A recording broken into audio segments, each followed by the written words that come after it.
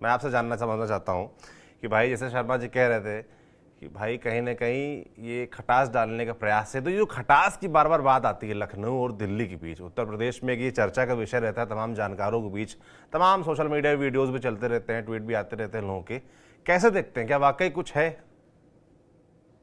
नहीं सौरभ भाई, मुझे लगता है कि के शर्मा जी ने जो बात कही उसके पहले थोड़े से अगर हम चलेंगे तो अभी पार्लियामेंट जब चल रही थी और वक्फ बिल पे चर्चा हो रही थी, उस दौरान अखिलेश यादव ने एक बात भी कहा, अमित शाह साहब को एक जवाब दिया कि आप डिलीट कहना चाह रहे थे और रिपीट निकल गया। योगी आदित्यनाथ जी की सरकार तीसरी बार मुख्यमंत्री को लेकर उन्होंने सवाल किया था, तो उसका गृह मंत्री ने जवाब दिया और ये कहा कि निश्चित रूप से वो रिपीट होंगे, डिलीट को लेकर जो अखिलेश यादव ने चर्चा की।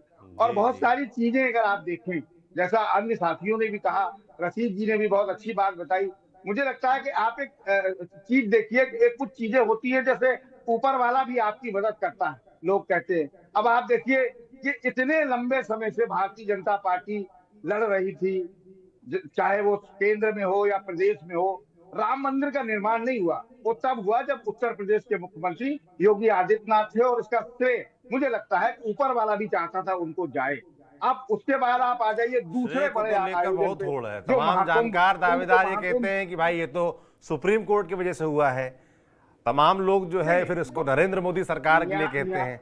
आपने क्रेडिट दे दिया योगी न्याय आदित्यनाथ को, तो इसको लेकर तो बड़ा झगड़ा है नहीं क्रेडिट को नहीं, लेकर। जो न्यायालय ने सौरभ भाई फैसला दिया वो निश्चित रूप से उस समय आया। मेरा कहने का आश्रय ये था जब उत्तर प्रदेश में योगी जी मुख्यमंत्री थे, और कुंभ का भी आयोजन उसी समय हुआ जब योगी जी मुख्यमंत्री थे।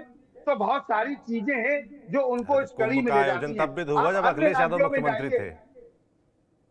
नहीं ठीक नहीं हुआ था कुंभ उसके पहले, लेकिन इस समय जो दुनिया भर की भीड़, इतनी भीड़ नहीं आई थी अखिलेश जी के सरकार में।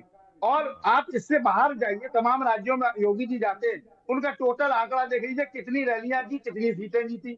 तो मुझे लगता है कि अब मुझे समाजवादी पार्टी को तो अब तैयारी ज्यादा बड़ी मेहनत से करनी चाहिए, क्योंकि उनका प्रधानमंत्री से सीधा सीधा मुकाबला है। अगर वो कहते हैं तो उत्तर प्रदेश में प्रधानमंत्री, और भारत अरे का अभी इतिहास भी ये रहा प्रधानमंत्री है मत बोलिए कि भाई, अभी ज्यादातर नरेंद्र जो मोदी प्रधानमंत्री प्रधानमंत्री जाते रहे हैं देश के, हैं। और वो अभी उत्तर प्रदेश भारतीय से ही जनता जाते पार्टी रहे। की तरफ से ऐसा कुछ भी डिक्लेयर नहीं किया गया है कि अगला दावेदार कौन होगा, ये तो अखिलेश यादव का बयान है। अभी से आप प्रधानमंत्री नरेंद्र मोदी को रिटायर करने में लग गए, बता रहे हैं कि प्रधानमंत्री सीधे टक्कर है। नहीं नरेंद्र मोदी है भाई साहब अभी।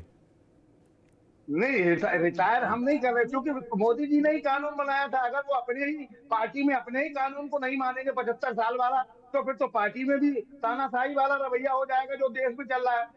और समाजवादी पार्टी इस तरह की चर्चा जो कर रही है, मुझे लगता है उन्हें महंगाई, बेरोजगारी, सड़क, बिजली, पानी, स्वास्थ्य पर चर्चा करनी चाहिए, जिससे जनता उनको वोट दे।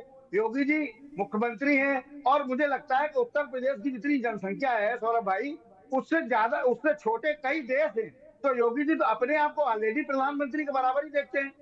जी सौरभ भाई। अच्छा अच्छा।